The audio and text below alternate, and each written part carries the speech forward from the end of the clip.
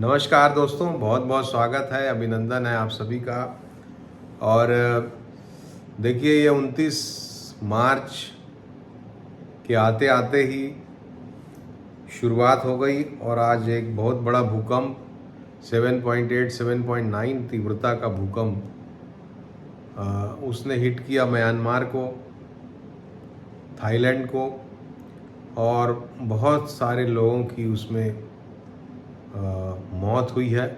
तो हम सभी के लिए संवेदना व्यक्त करते हैं और हमने पहले ही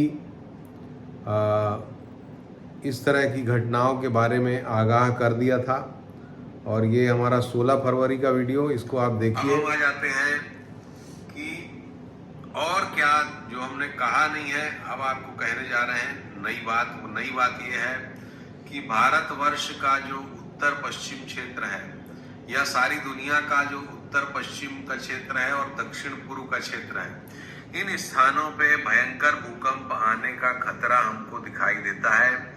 और इसका कारण यह है कि राहु की स्थिति और इसके अलावा शनि और सूर्य की स्थिति की वजह से ये जो क्षेत्र है, उत्तर पश्चिम का क्षेत्र और दक्षिण पूर्व का क्षेत्र, ये एक्टिवेटेड हो गए हैं, हाईली एक्टिव हो गए हैं और इस वजह से भूकंपों का खतरा बहुत ज्यादा बढ़ गया है। बड़े भूकंप इस समय पर आने का खतरा है। हमने अपने पहले भी लगभग डेढ़ साल पहले हमने एक वीडियो बनाया था भूकंप के ऊपर, जिसमें हमने कब बड़े भूकंप आते हैं और पुराने बड़े भूकंपों की एनालिसिस भी की थी और उसके आधार पे आपको बताया था कि जब भी सूर्य शनि के प्रभाव में आते हैं या गुरु की राशि में आते हैं तो बड़े भूकंप पास्ट में आए हैं। और अभी आप देखिए कि शनि और सूर्य की युति है, शनि की राशि में ही सूर्य है। तो पहली बात तो यह है। दूसरी बात हमने देखा है पास्ट में भी कि जब भी बड़े ग्रहों की, विशेष करके जब भी ग्रहों की, बड़े ग्रहों नहीं कहना चाहिए, जब भी ग्रहों की और विशेष करके मंगल की या शनि की स्थितियों में परिवर्तन होता है, राशि परिवर्तन वगैरह होता है, तो भी बड़े भूकंप आते हुए देखे गए हैं। और अभी जबकि मार्गी होने वाले हैं 24 तारीख को मंगल, शनि जो है वो भी 29 मार्च को राशि परिवर्तन करेंगे। तो ये सब जो समय है, विशेष रूप से 29 मार्च या 10 अप्रैल तक का जो हमने कहा था, ये बड़े भूकंपों को लेकर के आ सकता है। और ये बड़े भूकंप दुनिया में और देश में उत्तर पश्चिम और दक्षिण पूर्व का क्षेत्र जो है वहां पर आ सकते हैं, जिसमें राजस्थान हो गया, गुजरात हो गया, ये हमने आपको उड़ीसा हो गया, सुनाया जो हमने कहा था। और ये जो भूकंप है ये देखिए 28 तारीख को आया और जबकि शनि राशि परिवर्तन करने वाले हैं, मंगल भी राशि परिवर्तन कर रहे हैं 2 अप्रैल को। हमने 3-4 दिन पहले ही वीडियो डाला है, उसमें भी हमने नेचुरल कैलेमिटीज़ की बात की है। तो ये मंगल और शनि दोनों का राशि परिवर्तन हो रहा है साथ साथ में, पहली बात। और दूसरी बात, हमने दक्षिण पूर्व में कहा तो दक्षिण पूर्व एशिया के क्षेत्र में ही ये भूकंप बुरी तरह से आया है। तो हमारी जो बातें हैं भूकंप आने की तारीख के बारे में हो या भूकंप की दिशा के बारे में हो, दोनों ही बातें हमारी सही सिद्ध हुई हैं। और ये जो वीडियो मैं आपको दिखा रहा था फरवरी का, 26 फरवरी का या 16 फरवरी है शायद, तो उसके ठीक 1-2 दिन बाद ही दिल्ली और आसपास के क्षेत्रों में भी भूकंप आया था। तो दोस्तों, ये देख लीजिए आपकी ज्योतिष कितनी कहना चाहिए सशक्त विधा है कि भूकंप, जिसको साइंस भी अपने आप में प्रिडिक्ट नहीं कर पाता, उसको हमने लगातार बहुत बार प्रिडिक्ट किया है। जब भी हम बताते हैं तो भूकंप जरूर आते हैं। तो अब पहली बात तो ये थी कि जो हमारी बात सही सिद्ध हुई और साथ ही खतरा जो हमने बताया था वो खतरे की बात भी सही सिद्ध हो रही है और खतरा बना हुआ है। तो इस वीडियो का उद्देश्य यही है कि आपको आगाह करना। कुछ ज्योतिष जो है मॉडेस्टी या दूसरों के उसमें आपको कहते हैं कि ऐसा कुछ होगा नहीं, तो आप उस पर विश्वास मत करिए। समय बहुत खराब है, ग्रह दशाएँ बहुत खराब हैं। जैसा मैंने कहा, शनि मंगल का राशि परिवर्तन एक साथ हो रहा है तो भूकंप उसमें आता है। अभी शनि राहु एक साथ बैठ जाएंगे कल के बाद, तो वो अपना अलग तांडव क्रिएट करेंगे। तो और नेपाल में जैसे हो गया, वो भी हमने प्रिडिक्ट किया कि लोग एजिटेटेड होंगे, लोग राजा के विरुद्ध जाएंगे, सब हमने कहा है आपको। हमारे वीडियोस आप देखते रहिए, और ये सारी बातें जो आज हो रही हैं वो सब हम पहले ही प्रेडिक्ट कर चुके हैं। अब मैं आपको बताऊंगा कि कल क्या आपको करना चाहिए, या सूर्य ग्रहण जो पड़ने वाला है दोपहर में 2 बजे के आसपास से 7 बजे तक का जो समय है वो उसको प्रभावित कर रहा है। 2 बज के कुछ मिनट से 6 बज के कुछ मिनट वो है, मुझे एग्जैक्टली अभी याद नहीं है, लेकिन वो 2 बजे से 7 बजे तक का ही आप समय पकड़ लीजिए। इस दौरान आपको क्या करना है? पहली बात तो ये है कि कल का दिन काफ़ी ख़राब है। ख़राब ये है कि शनिवार भी है, कल शनि का राशि परिवर्तन भी है, और हालांकि अमावस्या भी है। तो शनि अमावस्या को हालांकि शनिदेव की पूजा के उद्देश्य से अच्छा माना जाता है, लेकिन जो इस तरह की दुर्घटनाएं हैं, नेचुरल कैलेमिटीज़ है, ख़राब घटनाएं हैं, उनके लिए ये शनिवार और अमावस्या का जो कॉम्बिनेशन है ख़राब माना जाता है। तो उस दृष्टिकोण से आपको सावधान रहना चाहिए, वाहन चलाने में सावधानी रखिए।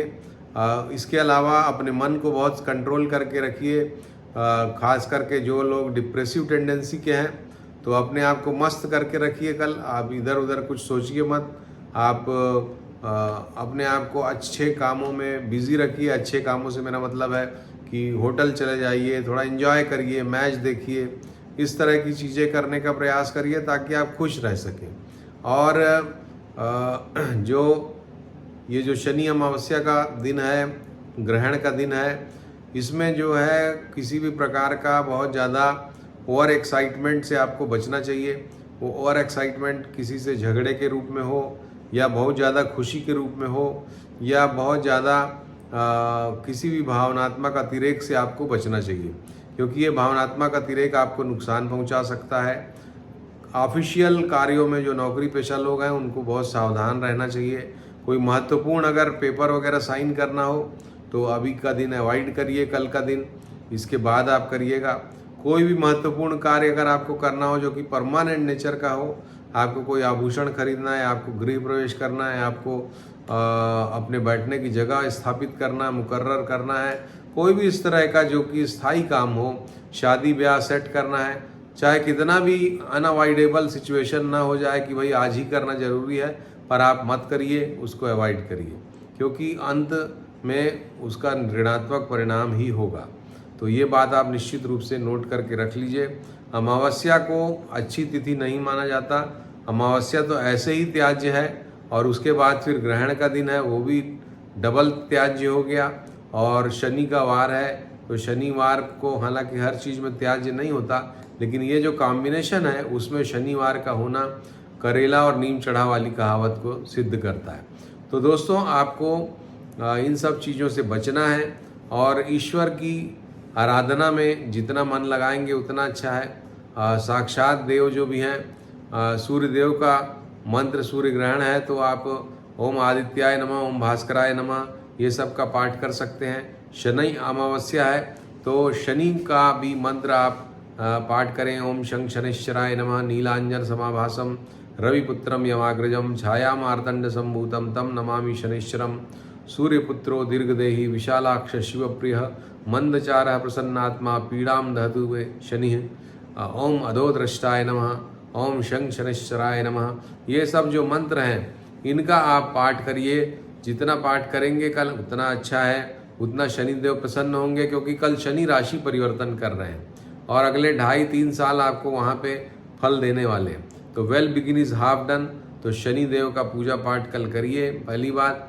दूसरी बात, पीपल के पेड़ के नीचे दिया कल जरूर जला दीजिए। पीपल के वृक्ष पे या पीपल का पौधा है तो उसमें जल जरूर चढ़ा दीजिए। ये छोटे छोटे काम हैं, लेकिन अगर आप ये करते हैं तो इससे आपको बहुत ज़्यादा लाभ होगा। तो कल का दिन अलर्ट रहने का दिन है, अलर्ट रहिएगा, अच्छे से कल का दिन निकालिए, और लॉन्ग टर्म वाले कोई काम आपको नहीं करना है, इस बात का ध्यान रखिए। सादा सर्वदा भोजन करिए, घर में जितना सिंपल हो सके सादा खाना खाइए, वेजिटेरियन खाना खाइए, हल्का खाना खाइए, और